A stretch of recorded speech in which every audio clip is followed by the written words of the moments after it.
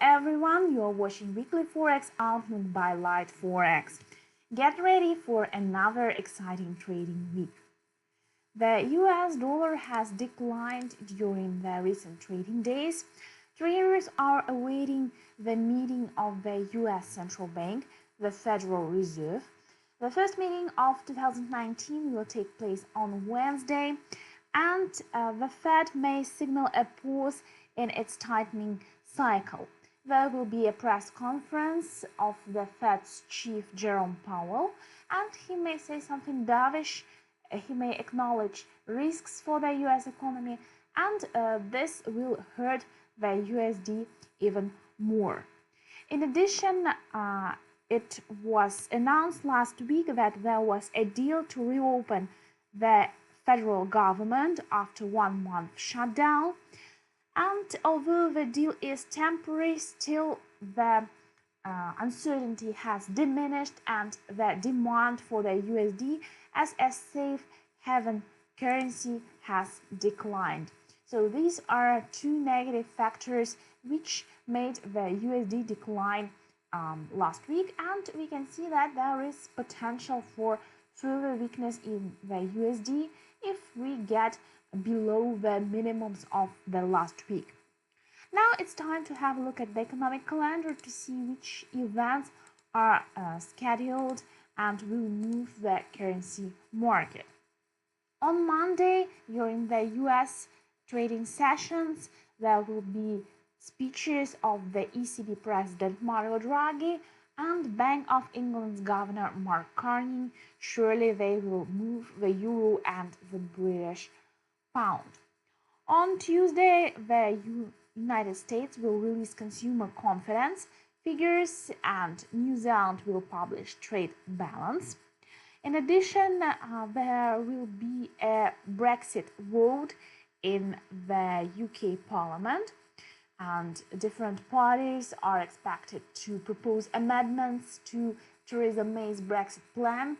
So there may be some solutions found ultimately, and if the British Parliament makes steps to avoid a no-deal Brexit, the British pound will have a further drive to the upside. If the parties act without any agreement, then the British pound will be sold. Next week on Wednesday, there will be inflation figures from Australia, and the meeting of the Federal Reserve we have already mentioned. On Thursday, there will be different data releases. There will be China's manufacturing PMI. There will be a flash GDP from the European Union, Euro area. There will be the US Core PCE price index and Canadian GDP as well. Also, America may release GDP figures, but we are not sure because the shutdown is over for a very short period of time, and maybe they won't be able to release the data. So maybe we'll get the information about the US economic growth, maybe not. And finally, Friday, it will be the first Friday of February, so America will release non-farm payrolls figures, and it will be a big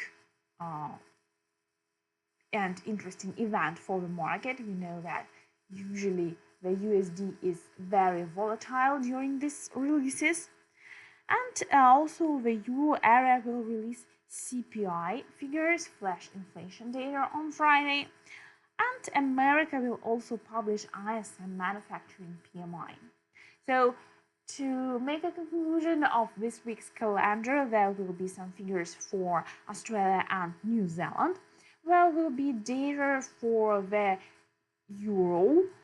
There will be some figures for Canadian dollar, important events for the USD, like the Fed's meeting and non-farm payrolls, NFP. And, well, the British pound and Brexit remains an important topic. This is what we can learn from the economic calendar. And it's time to switch to the charts where we can study all trading opportunities. Let's have a look at euro dollar, and the weekly chart shows us that although euro dollar tested levels as low as 1.1289 last week, it still closed higher. Actually, it closed above 1.14. It still closed above 200-week moving average at 1.1325. So the euro is feeling rather well, and it doesn't want to come down. There was a meeting of the European Central Bank, and the ECB downgraded near-term growth forecasts for the euro area. We know that there are growth problems in such key economies of this union as Germany and France. However, it seems that the market has already priced in a lot of negative news for the euro area, and the fact that the USD gave some weakness allowed the euro to get higher. So on the upside, the focus is on 1.1450, 1.15, and of course it's clear that this resistance is rather hard to overcome for the euro, as well the currency doesn't have a lot of strength of its own. This week there will be a lot of news events. Maybe they can help the euro to get higher, although we expect that the single currency will be sold above 1.15, around 1.1570. The daily chart offers us more details. We can see that there is the declining 200-day moving average around 1.1580.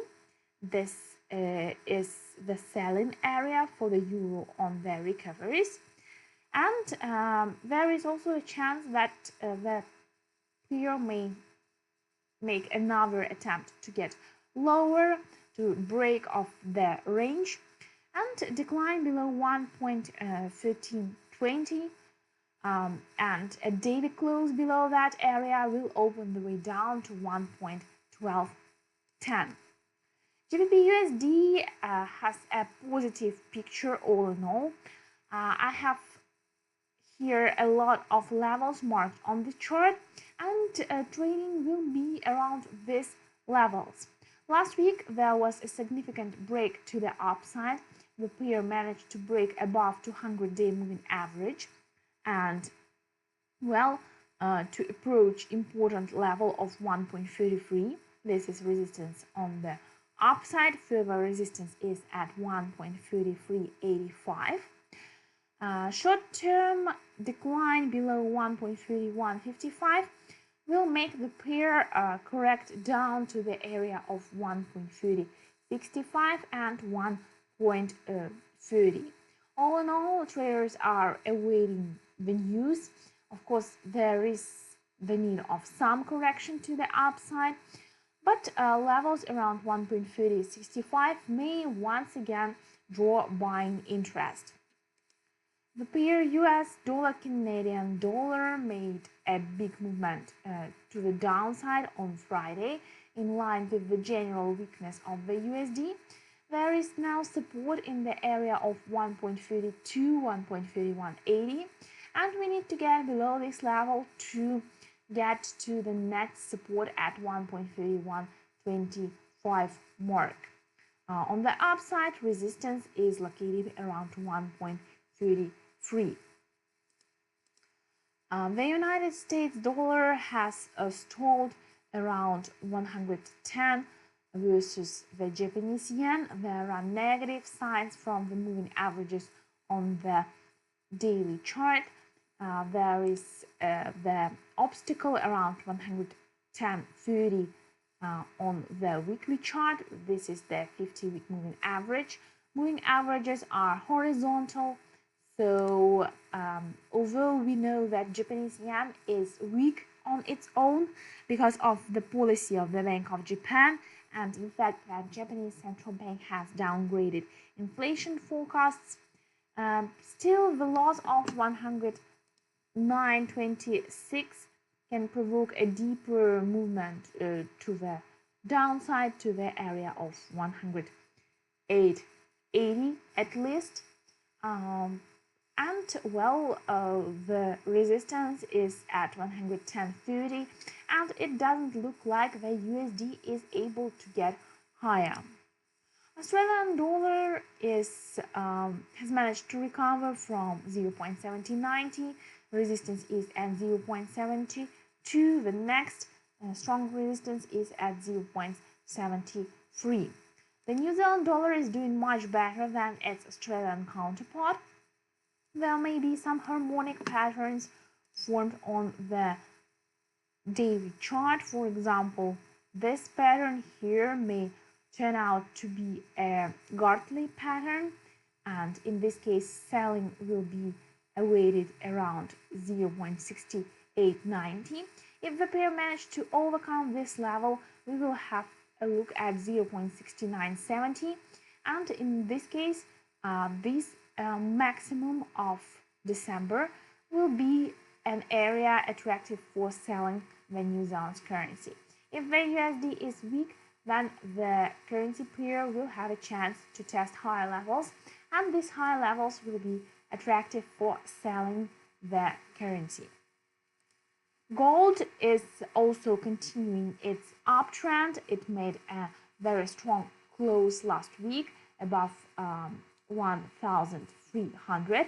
1,310 and 1,321 are the next targets on the upside.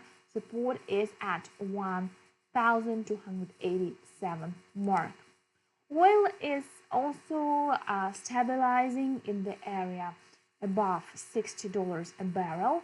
Support is located at 59.40 for Brent oil, and all in all, in the medium and longer term, there is a chance that the price will get above 63 and 64 and get to levels around 68. All in all, we know that there is a difficult situation in Venezuela, and if it turns out to be that oil supply from this country is diminished, then the price will have a chance to test higher levels. Also, this week we'll present a lot of opportunities to trade US stocks, as a lot of American companies will release earnings for the fourth quarter. The companies are Apple, AT&T, Facebook, McDonald's, Microsoft, Tesla, and Visa. So have a look at these stocks and at S&P 500 in general. There will be a lot of trading opportunities. This is all. Thank you for your attention, and trade with Light Forex and get a lot of profit in the Forex market.